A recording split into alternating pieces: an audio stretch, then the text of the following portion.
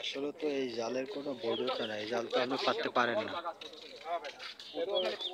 এটা রেনু হইতে শুরু করে সব ধরে, বুঝছেন বুঝছেন, সব বাজে।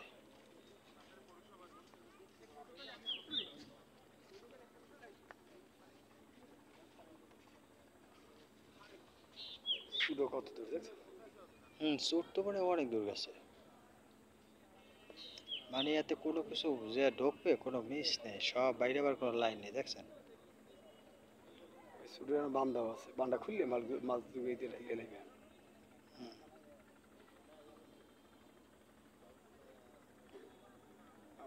দণ্ডা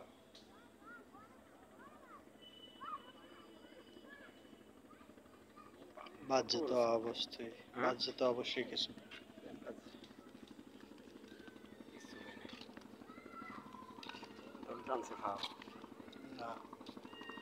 কিছু না বুঝতে পারেই না এত বড় নদীতে। দেখা যায় না, সুট তো আরো ভিতরে ভাই, ওই ধারে মাছগুলো কাছাইতেছে।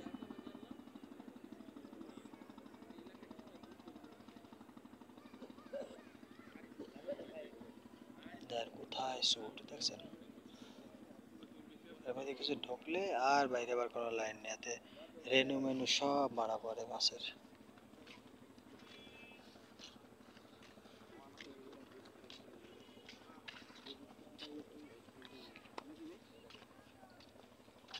ওরে বাবা, কোথায় সুট, দেখছেন।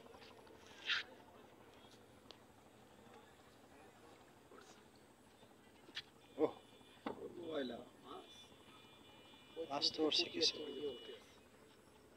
এতে ওঠে সব একদম সিকিউরে মাছ।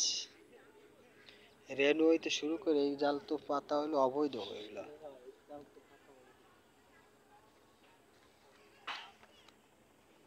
বাংলাদেশে বৈধ অবৈধ কোনো সম্পর্ক নেই, সব বৈধ।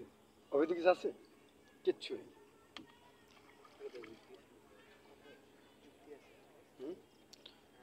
সব মাছ ঘুরে ঘুরে যেত, কিচ্ছু বৈধ নাই, সবই বৈধ, সব বৈধ। এখন তো বাক স্বাধীনতা আছে মোটামুটি, আগে তো তাও ছিল না। যেইখানে আল্লাহ বৈধ করছে কোনোভাবেই সম্ভব না, হ্যাঁ, সেইটা রমরমা চলতেছে।